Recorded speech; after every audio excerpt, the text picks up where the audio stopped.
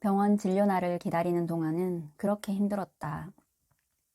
몸은 부스러질 것 같이 아팠고 마음을 잡기가 힘들었고 걱정해주는 분들이 있지만 그분들의 걱정은 내게 또 다른 무게였다. 하지만 병원에 갔었던 것만으로도 내게 위안이 되었던 것 같다. 의사 선생님이 입원하라는 말을 먼저 해주셔서일까? 내가 힘든 걸 알아봐 주신 것 같아서, 내 아픔을 인정받은 것 같아서 위안이 되었다. 진료를 한 것만으로도 조금은 마음이 가벼워졌다. 내일까지 어떻게든 또 버티어야겠지. 아침이 왔다. 견디는 시간이 쌓이면 어떻게든 시간은 간다. 하루하루가 초 단위로 느껴진다. 욕실로가 거울을 보았다. 여전히 몸과 얼굴은 진물이 줄줄 흐르고 엉망이 되어 있다. 얼굴이 무너진다는 것은 정말 너무 힘든 일이다. 하지만 오늘은 입원 날이니까 대충 입원에 필요한 몇 가지를 챙겨 집을 나섰다. 집을 나서면서도 입원이 맞는지를 고민했다. 아이들이 눈에 밟혀서 입원을 수십 번도 더 고민했다. 아직도 어린 아이들을 두고 병원을 향하는 마음이 너무 무거웠다. 움직이니 또 몸이 아파왔다. 정신이 온몸으로 분산되었다. 기운이 없었다. 병변들이 아프고 진물 때문에 너무 불편했다. 그냥 눈물이 핑 돌았다. 아이들이 생각나서인지 몸이 아파서인지 모르겠다. 의사 선생님을 뵈었고 이미 예정된 입원이라 그런지 후다닥 진행됐다.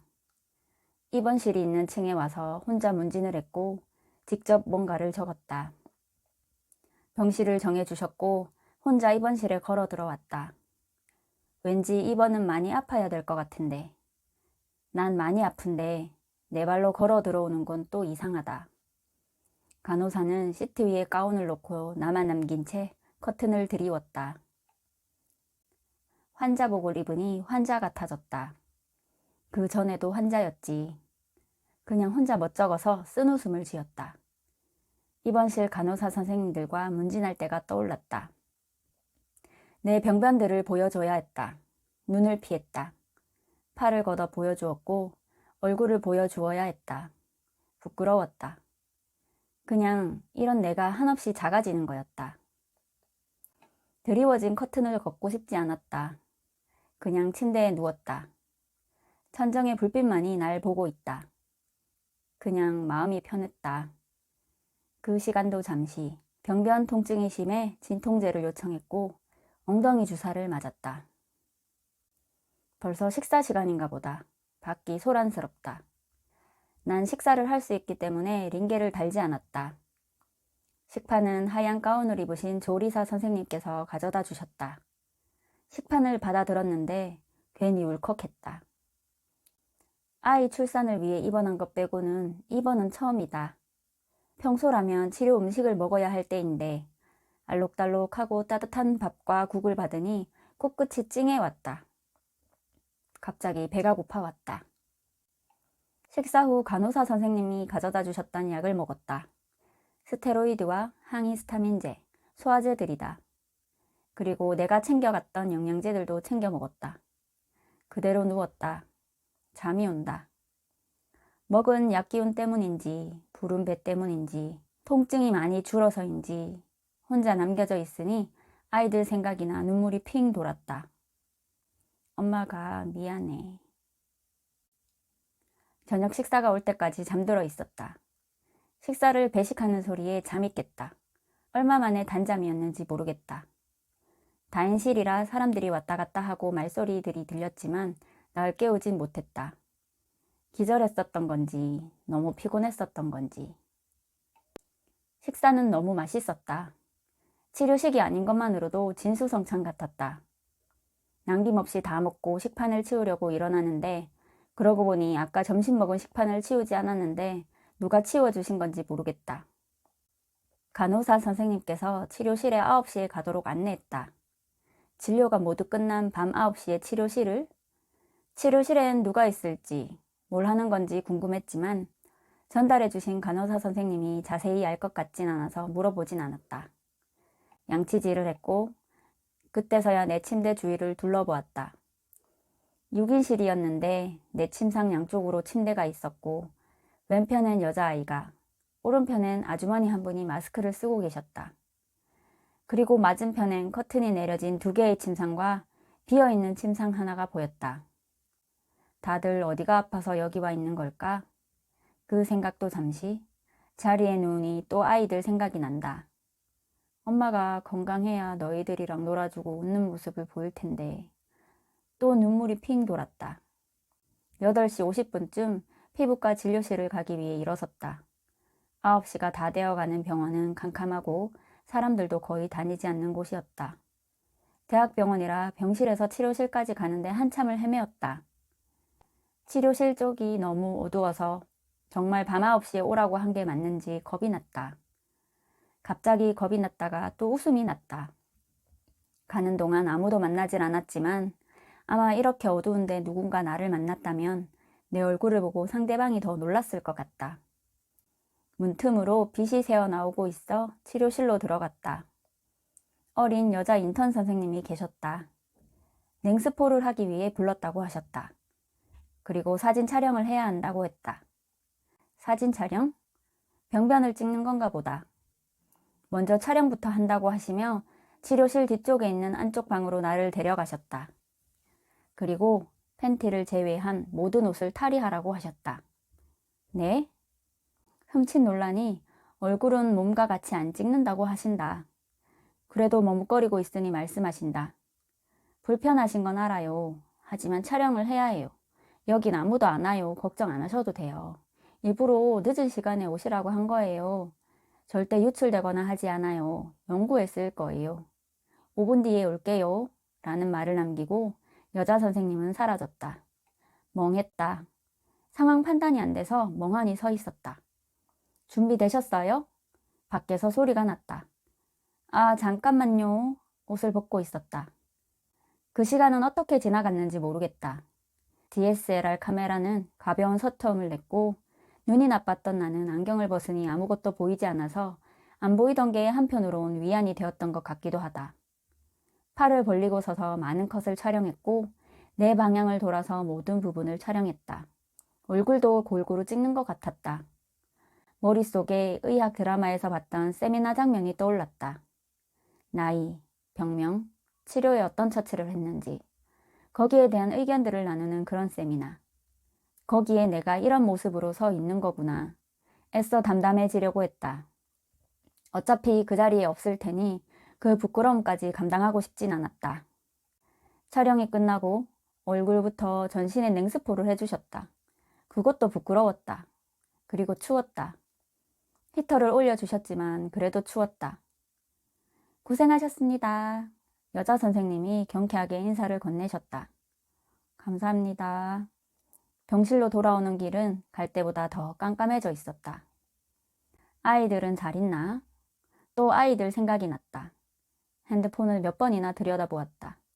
또 눈물이 흘렀다. 첫째 날은 그렇게 잠이 들었다. 그동안 못 잤던 잠을 몰아서 자는 모양이다. 자는 동안 가려움에 간간히 깨기도 했지만 비몽사몽 중이라 또다시 잠에 빠져들었다. 아침밥이 들어오는데도 일어나질 못했다. 아팠다. 진통제가 약발이 떨어졌나 보다. 밥은 차게 식어갔고 한참 후 회진을 돈다는 간호사 선생님의 목소리가 들렸지만 그래도 눈을 뜨지 못했다. 의사 선생님의 목소리에 눈이 슬쩍 떠졌다. 어떠냐고 물어오신다. 반쯤 감긴 눈으로 아파요 라고 말했다. 선생님은 간호사 선생님께 무엇인가 지시를 하셨다. 뭔가 한바탕 우르르 지나갔다. 곧 돌아온 간호사 선생님은 진통제라며 엉덩이 주사를 놓고 이 말을 놓고 가셨다. 점심 꼭 드시고 약 드셔야 돼요. 점심이 들어올 때까지 계속 잤다.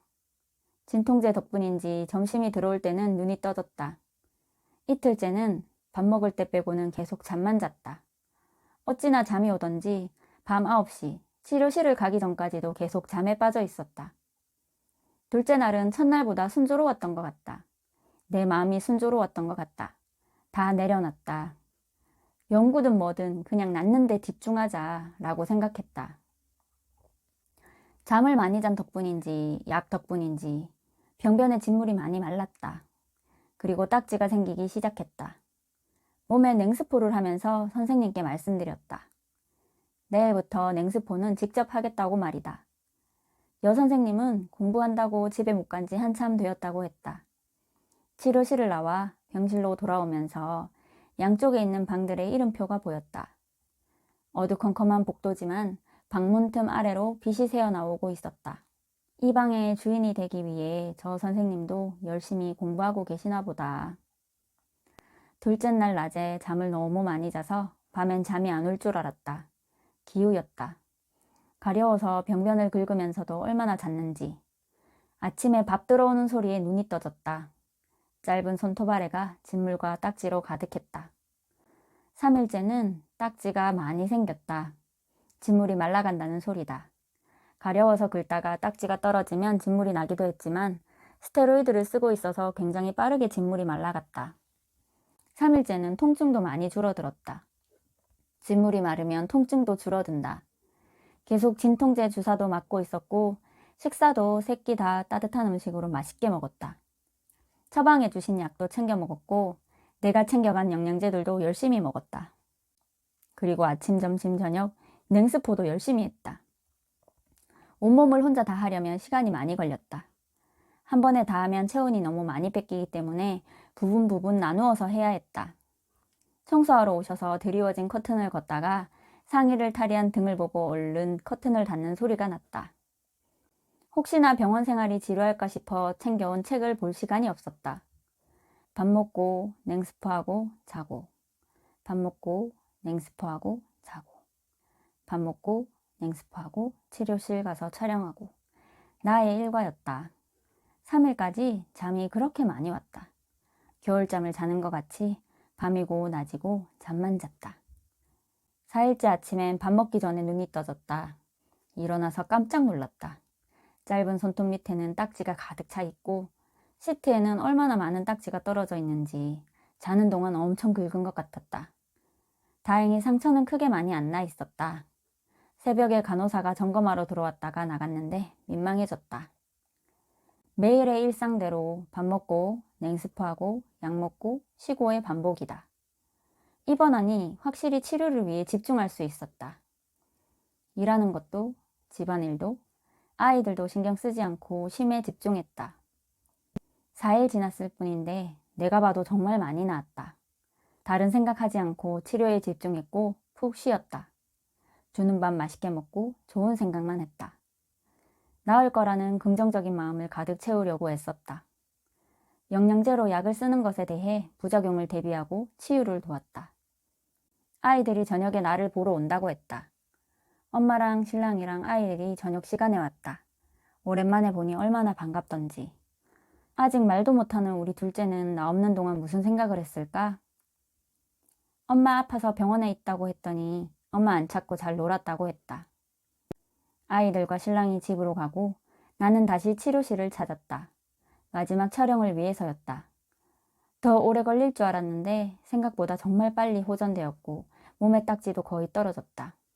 물론 내가 긁어서 떨어진 거였지만 어쨌든 병변 부위의 진물은 거의 말랐고 빨갛게 성나 있긴 했지만 가려움이 있을 뿐 통증이 나를 힘들게 하진 않았다. 와, 진짜 많이 나으셨네요. 어떻게 이렇게 빨리 좋아졌지? 뭐 따로 하셨어요? 여선생님이 말씀하셨다. 그냥 웃었다.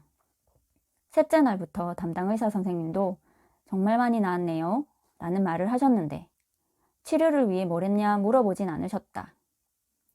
나을 거라고 믿고 좋은 생각 많이 했다고, 영양제도 잘 챙겼다고 할 수는 없는 노릇이니까 그냥 감사하다고 했다. 냉스포 열심히 했어요. 라고 했다. 사실 진물이 처음부터 너무 많이 나고 있어서 3일째 아침까지 먹는 스테로이드 말고는 바르는 스테로이드는 전혀 쓰지 않았다. 3일째부터 냉스포를 하고 나서 병변을 잘 말리고 바르는 스테로이드를 아침 저녁 얇게 발랐다. 냉스포는 태어나는 날 아침까지 계속했다. 진물이 거의 말랐지만 병변에 열이 나고 있어서 계속 해주었다. 그리고 병변 부위에 냉스포를 하면 그 부위가 깨끗해진다. 나는 그렇게 5일간 입원을 했다. 너무너무 아파서 입원을 했고 퇴원할 때는 통증 없이 많이 나아진 상태로 퇴원했다. 회사에는 2주간 병가를 내었고 퇴원 후 남은 기간에는 집에서 치료를 했다. 퇴원 후 집에 와서도 남은 병변의 치료를 위해 애썼고 2주 뒤에는 몸을 회복한 후 출근을 했다. 이렇게 나의 짧았던 병원 입원기를 기억해 본다.